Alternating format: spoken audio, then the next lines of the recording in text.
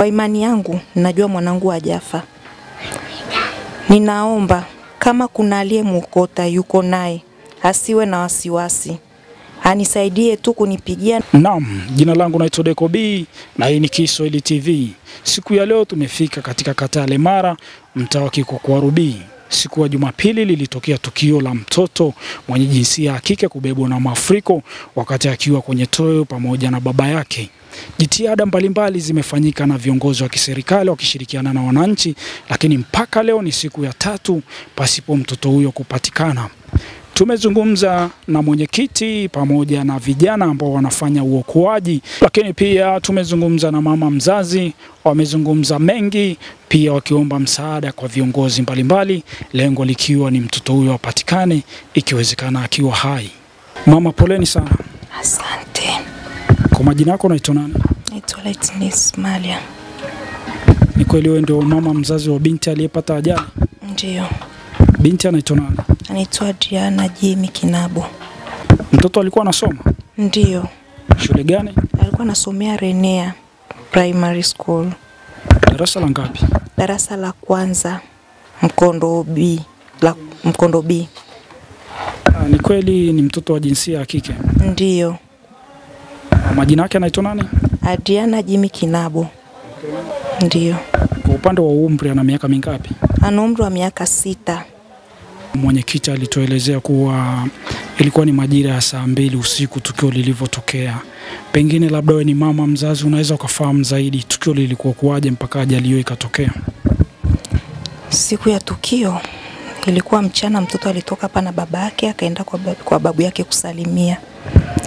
Uwaga baba warudishaji usiku. Ile siku hakuona dalili ya mvua, kwa hiyo akawa amezidiwa na kazi. Mtoto akawa amebaki kwa bibi yake mpaka usiku. Ilipofika saa 3 baba alifika kwa bibi. Akaulizia mtoto kwa ninavyoambiwa. Alivyoulizia bibi yake akamwambia amelala. Mtoto akatoka nje. Akamuita babake akamwambia twende nyumbani, mimi sijalala. Ndipo babake akamchukua wakaja.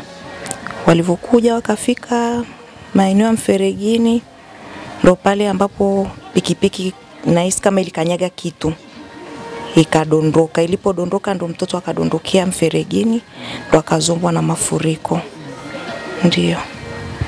Kwa upande wa wazazi, baada ya tukio hilo mpaka sasa tumeona upande wa serikali, viongozi wa kiserikali, mwenyekiti kwa kushirikiana na wananchi wanafanya jitihada mbalimbali kuhakikisha pia wanajua kipi kilichojiri. Kwa upande wa wazazi mmefanya jitihada gani? Kwa upande wa wazazi pia na sisi tumeungana na serikali kumtafuta mtoto. Tuliingia hospitalini kila mahali, mochwari, odini, lakini hawajafanikiwa kumpata. Ndio. Mama, sasa hii habari wanatazama viongozi mbalimbali wa kiserikali pamoja na watu mbalimbali. Ni msaada gani unahitaji sasa ili pengine mtoto apatikane? Kwa msaada, kwa imani yangu, najua mwanangu hajafa. Ninaomba kama kuna aliyemwokota yuko naye, asiwe na wasiwasi. Anisaidie tu kunipigia namba yangu ya simu 0764 10 90 79. Hii ni namba yangu mimi mama mzazi. Anipigie, anielekeze tu mahali alipo. Nitamshukuru, sitamlaumu kwa lolote. Nitamshukuru sana kama yuko na mtoto wangu. Jina naitwa Juma Wazili Hamisi, ni mwenyekiti wa mtaa wa Kikwarubi, kata ya Lemara. Tukio hili la kupotea kwa mtoto ambaye amesombwa na maji limetokea siku ya Jumapili muda wa saa 4. Kwa hiyo ilitokea Jumapili hiyo, kwa watu waliokuepo waliona kwamba ilikuwa ni baba wa mtoto alikuwa amembeba mtoto wake kwenye pikipiki wakiwa wanarudi nyumbani. Wakafika maji yalikuwa yako mengi, wakajaribu kuvuka, basi maji yakamshinda, mtoto akawa amechukuliwa baada ya kuanguka. Mzee yeye alijiokoa, lakini mtoto yeye akawa amechukuliwa na maji. Basi jitihada za kupeana taarifa kwa muda huo zilifanyika na watu walitoka waliokuwepo karibu kufanya namna ya kuokoa, lakini ilishindikana hadi tulipoamka kwa nguvu kubwa siku ambayo ni ya Jumatatu. Kwa hiyo zoezi rasmi la kumtafuta mtoto tumeanza siku ya Jumatatu na leo ni siku ya 3. Kwa hiyo juhudi ambazo tumezifanya ni kutafuta watu vijana wa mtaani na ndugu jamaa na marafiki kwa ajili ya kushiriki zoezi hili la kumtafuta mtoto ambalo leo limeingia siku ya 3. Tumefanya jitihada mbalimbali mpaka kutafuta vijana wetu ambao wana uwezo wa kuogelea, ambao wameogelea katika mto huu, na mto huu unaungana na mto Temi pamoja na mto Buruka kufika kule chini, lakini hatukufanikiwa. Na leo siku ya 3 tumewatuma vijana wetu, tumetuma bodaboda 20 ambazo zina watu 40 walioenda huko maeneo ya Roki, waende Nyamagana, waende mahali kunaitwa Lusi, waende mahali kunaitwa Custom pamoja na Kidawashi kwa ajili ya kuendelea kutafuta na kushirikiana na watu wa kule. Pia nimewasiliana na viongozi wenzangu wa maeneo ya huko ambako tumewatuma vijana wetu ili wawape ushirikiano kuendelea kutafuta huyo mtoto. Kwa hiyo juhudi zinazoendelea na sisi tuliobaki hapa ambayo ni eneo limeanzia, tunaendelea na kumtafuta katika eneo hili kama unavyotuona. Wengine unawaona wananchi wengine hawa ambao tunaendelea na zoezi la kumtafuta mtoto. Mtoto alikuwa na umri wa miaka 6 na ni mtoto wa darasa la kwanza katika shule ya msingi Renea. Ndio. Chanzo ni kwamba ni barabara ambapo walikuwa wanavuka mtoto na baba yake, ilikuwa maji yamejaa yakawa anavuka juu ya barabara. Kwa hiyo alikuwa yeye anatumia pikipiki, huyo baba mtoto akajaribu kuvuka, ndio maji yakawashinda, ndipo mtoto akachukuliwa na maji. Tunaona mnaendelea na jitihada mbalimbali za kufanya uokoaji.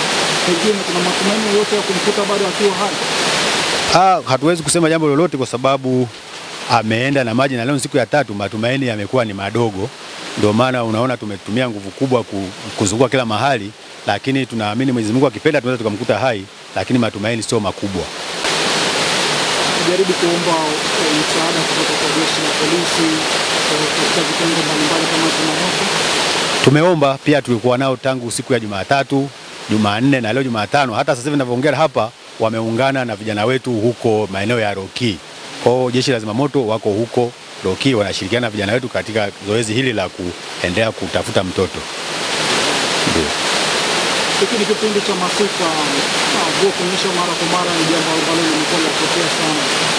Sasa wewe kama mwenyekiti pia una rai gani kwa wananchi ili kuweza kupunguza au kuzuia kabisa matukio kama haya yasitokee mara kwa mara? Rai yangu kwa wananchi ni kwamba kama tunavyoona kwamba mwaka huu kweli tumepata mvua ambazo ni nyingi sana za kiwango cha juu. Kwa hiyo nawashauri wananchi kuchukua tahadhari, hasa kupita maeneo ambayo ni ya vivuko, kuchukua tahadhari. Mtu akiona maji kidogo yamekuwa yanapita barabarani, basi achukue tahadhari aweze kupita kwa usalama. Ni vyema pia hata kubadilisha njia, ukapita njia ambayo ni ya mbali kuliko kupita mahali ambapo panakuwa pana hatari. Huo ndio ushauri wangu kwa wananchi. Kwa majina mimi naitwa Jackson Beatus Kipingi. Mimi ni jirani na ndugu yangu huyu ambaye mtoto wake amebebwa na maji. Ndiyo, mimi ni jirani yake. Kwa hiyo siku hii ya leo kuanzia juzi Jumapili, tumeanza kuanzia juzi Jumapili, maana mtoto alidumbukia tulianza Jumatatu, sio Jumapili. Maana mtoto alidumbukia Jumapili usiku. Alidumbukia Jumapili usiku. Kama mwenyekiti wangu alivyosema, kweli ilikuwa ni mida ya saa 4, kuanzia mida ya saa 4. Ndivyo mtoto alidumbukia kwenye maji. Kwa hiyo zoezi rasmi la kumtafuta mtoto lilianza Jumatatu asubuhi. Hadi leo tunaendelea na zoezi hili. Kwa sababu ni jirani yangu nyumbani, ndio maana niko hapa kuhakikisha kwamba tunampata mtoto wetu ambaye amedumbukia kwenye maji. Ndio, kwa hiyo ndio hivyo.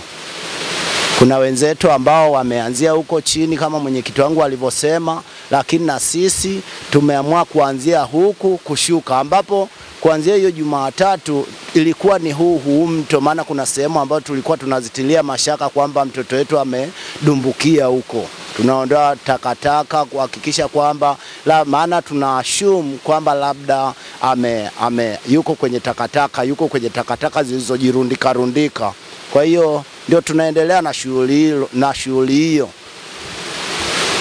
Magumu gani mnayapitia katika zoezi hili la kufanya uokoaji wa mtoto? Magumu tunayoyapitia kwenye zoezi la kumtafuta mtoto ni kwamba kuna sehemu ambazo ukileta mchezo unaweza ukadumbukia na ukapotea. Ingawa ni mto kama mto, lakini ni korongo kama korongo, lakini kuna sehemu ambazo zimejichimba ambazo ukileta mchezo unaweza ukapotea, unaweza ukadumbukia ukapotea. Especially kama sisi ambao sio waogeleaji, hatujazoea sana kuogelea. Kwa hiyo tunajitahidi tu hivyo, tukiwa na wenzetu ambao wamezoea kuogelea, ndio hivyo tuko nao tunaendelea. Ujumbe wangu nilioko nao ni kwamba kwa ukweli tuepukane sana na yani usije ukachukulia kawaida.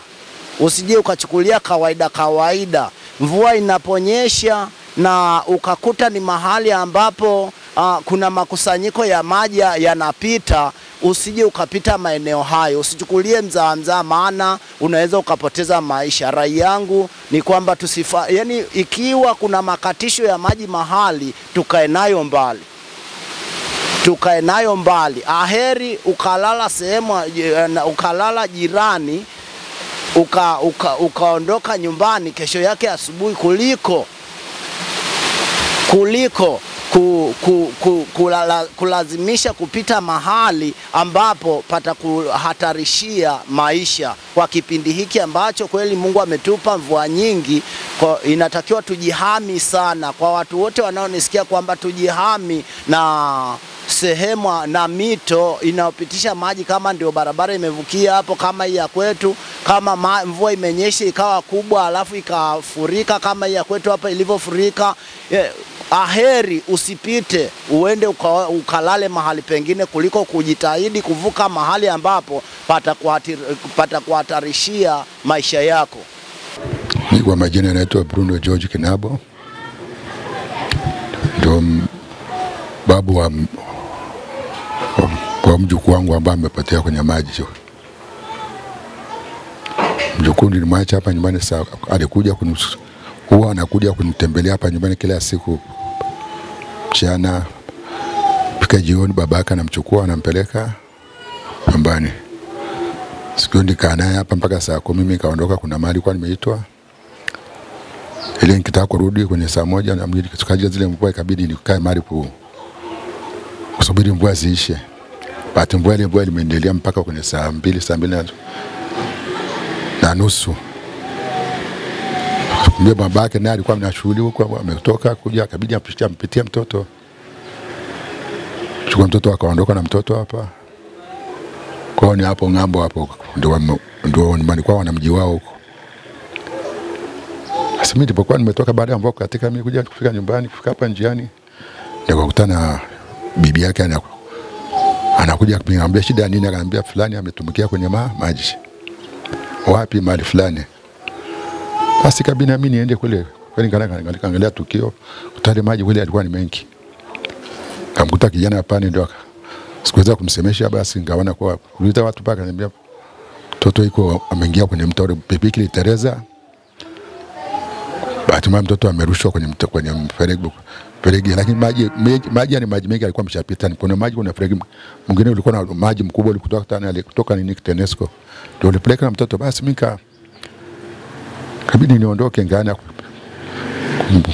kumtafuta mwanamali wangu. Basi baadaye nikarudi nyumbani. Kesho yake ndio salama. Ndio baadaye kesho yake ndio watu wakaanza pilika kutafuta nini na nini. Bahati mbaya hawakufanikiwa kwa sababu ya maji, mvua ilikuwa inanyesha. Jana tena wakaendelea nayo tena mvua zikanyesha, maji ni mengi kule chini. Na leo sasa ndio wanaendelea tena kwa siku ya leo tena, tuangalie kama tutafanikiwa hapa. Basi ndio ilivyo.